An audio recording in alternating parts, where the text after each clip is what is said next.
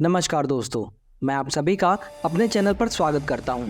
दोस्तों, 3 मई 1999 ये वो तारीख है जब पाकिस्तान ने भारतीय सीमा के अंदर घुसकर जम्मू कश्मीर के कारगिल जिले की पहाड़ियों पर अपनी चौकियां बना ली थी और भारतीय सेना की टुकड़ियों पर हमला करने लगा था। पाकिस्तान ने कारगिल की पहाड़ियों पर ताकि कारगिल सेक्टर से गुजरने वाले नेशनल हाईवे 1D जो श्रीनगर को लद्दाख से जोड़ता है पर हमला कर सके और सियाचिन और लद्दाख के एक बड़े हिस्से को भारत के मेनलैंड से काटकर उस पर आसानी से कब्जा किया जा सके। ये पाकिस्तान का मास्टर प्लान था जो वो सोच कर आया था। लेकिन दोस्तों, 26 जुलाई 1999 ये वो तारीख है जिस दिन भारतीय फौज के साहस और पराक्रम के आगे पाकिस्तानी सेना ने पूरी तरह से अपने घुटने टेक दिए थे और पाकिस्तान को पूरी तरह से हार का मुंह देखना पड़ा। लेकिन दोस्तों, भारत ऐसा कैसे कर पाया, वो भी ऐसे टाइम पर जब भारत के पास पाकिस्तानी सैनिकों की एग्जैक्ट लोकेशन भी नहीं थी कि वो कारगिल की पहाड़ियों पर कहाँ मौजूद है। और हमेशा से ही पाकिस्तान के हमदर्द रहे अमेरिका ने अपनी सैटेलाइट बेस्ड GPS टेक्नोलॉजी भी भारत को देने से मना कर दिया था। दोस्तों, इस जंग को जीतने में भारतीय वायुसेना का जो योगदान रहा वो किसी से भी छुपा नहीं है। और ऐसे समय में जब GPS टेक्नोलॉजी दुनिया में सिर्फ एक देश के पास थी और ऐसे में जब उस देश ने भारत की मदद करने से इनकार कर दिया था, तब भारत ने अपने दोस्त रूस से खरीदे हुए एक ऐसे हथियार को निकाला जिसने कारगिल वॉर का पूरा चेहरा ही बदल दिया, और वो भी बिना एक गोली चलाए, जो इतना खुफिया था कि पाकिस्तान तो छोड़ो, भारतीय वायुसेना के कुछ गिने चुने लोगों को छोड़कर किसी को भी इस हथियार के बारे में नहीं पता था। दोस्तों, इस घातक हथियार का नाम था MiG-25 फॉक्सबैट, जिसे भारतीय सेना गरुड़ के नाम से जानती है। दोस्तों, 27 मई 1997 कारगिल युद्ध के शुरू होने से लगभग 2 साल पहले की बात है। पाकिस्तान की राजधानी इस्लामाबाद में गर्मियों के दिनों की शुरुआत लगभग हो चुकी थी। दोपहर के समय लोग अपने अपने घरों में आराम कर रहे थे। तभी पूरे शहर ने एक जोरदार धमाके की आवाज़ सुनी और सब लोग अपने घरों से बाहर निकल आए और आवाज़ की डायरेक्शन में, जो कि आसमान से आ रही थी, देखने लगे। पर जब तक पाकिस्तान के लोगों ने आसमान की ओर देखा तब तक वहाँ कुछ देखने को था ही नहीं। दोस्तों, ये आवाज़ थी भारत के बेड़े में मौजूद सबसे एडवांस और सबसे तेज फाइटर जेट यानी MiG-25 फॉक्सबैट की, जिसका भारतीय नाम गरुड़ था।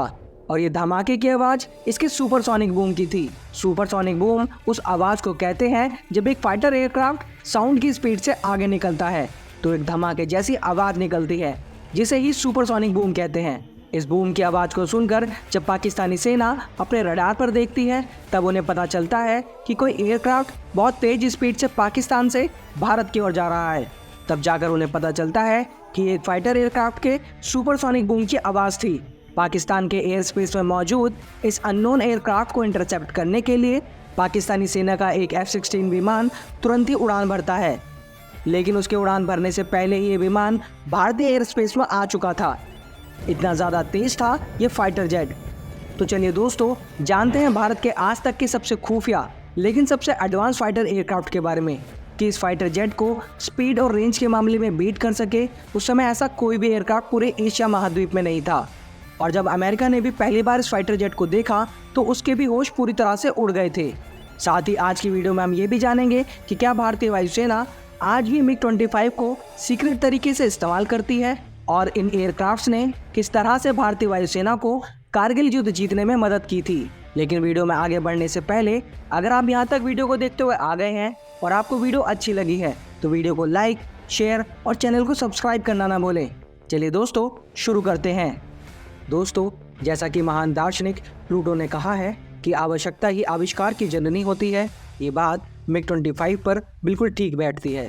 दरअसल दोस्तों, 1959 में USSR को अपने जासूसों से पता चला कि अमेरिका एक फाइटर प्लेन बना रहा है जिसका नाम है SR-17 ब्लैकबर्ड, जो कि 85,000 फुट की ऊंचाई तक जा सकता है और मैक 3 यानी ध्वनि की गति से 3 गुना ज़्यादा तेज स्पीड से चल सकता है। और अगर ऐसा कोई विमान सोवियत यूनियन के एयर स्पेस में आ जाएगा तो सोवियत यूनियन क्या करेगा। यही सब सोचकर सोवियत यूनियन ने 1959 में MiG-25 को बनाने पर काम शुरू किया था। इस एयरक्राफ्ट को शुरुआत में जब USSR ने बनाना शुरू किया था तो वे लोग इसे एक इंटरसेप्टर एयरक्राफ्ट की तरह डेवलप करना चाहते थे, पर ये इंटरसेप्टर तो नहीं बन पाया।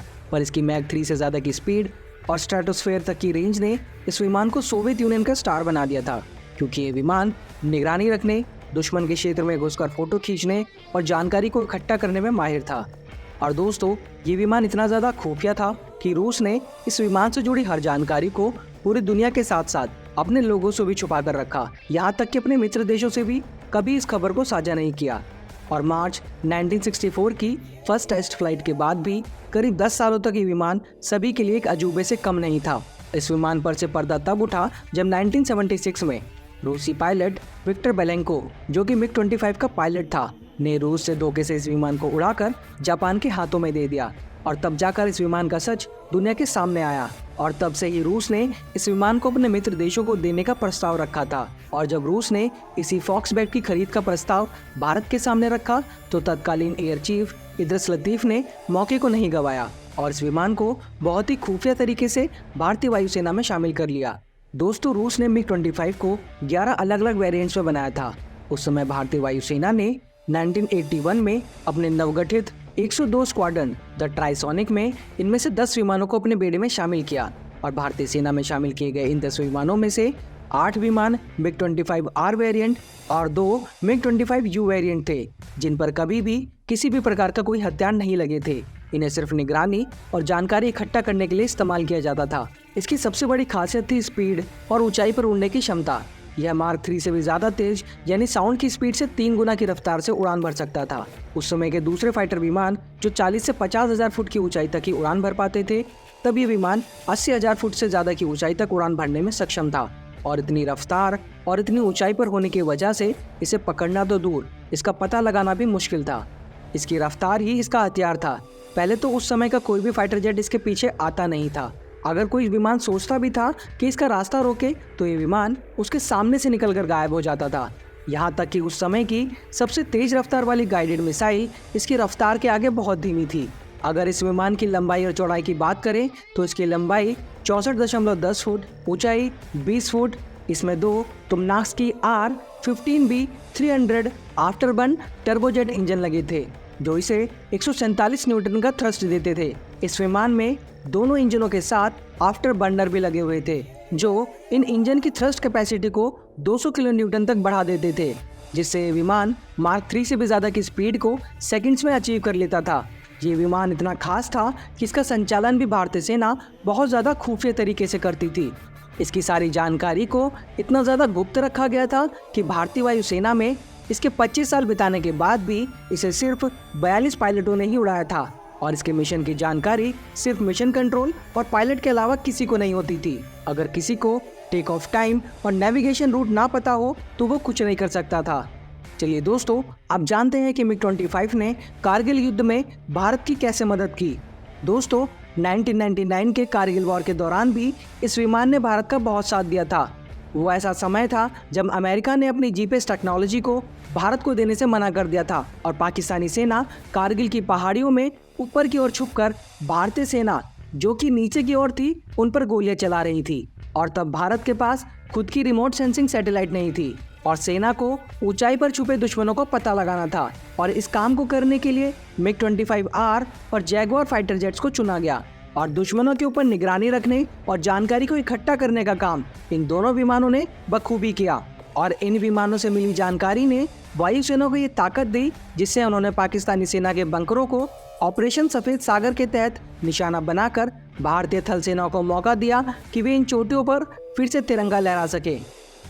और अब अगर आप ये पूछेंगे कि क्या भारतीय सेना ऐसे फाइटर जेट्स का इस्तेमाल आज भी करती है, तो मेरा जवाब होगा नहीं, क्योंकि दोस्तों उस समय भारत विकासशील देश था जिसका सैटेलाइट सिस्टम बिल्कुल भी मजबूत नहीं था और भारत के दोनों पड़ोसी देशों चीन और पाकिस्तान का भी यही हाल था, जिसकी वजह से भारत इस विमान को दुश्मन के एयर स्पेस में भेजकर उन पर जासूसी कर पाया। और आज के टाइम में जब भारत के पास अपना खुद का ग्लोबल पोजिशनिंग सिस्टम नाविक मौजूद है जो इतना सटीक है कि आप उसकी मदद से सड़क पर खड़ी अपनी गाड़ी के नंबर प्लेट को भी पढ़ सकते हैं, तो इतने महंगे विमान को रखना और सिर्फ निगरानी के लिए विमान और अपने पायलट की जान को दांव पर लगाना कोई समझदारी नहीं है।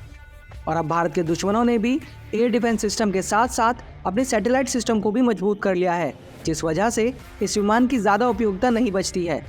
इसलिए भारतीय सेना ने 2006 में इन विमानों को अपनी सेना से रिटायर कर दिया था।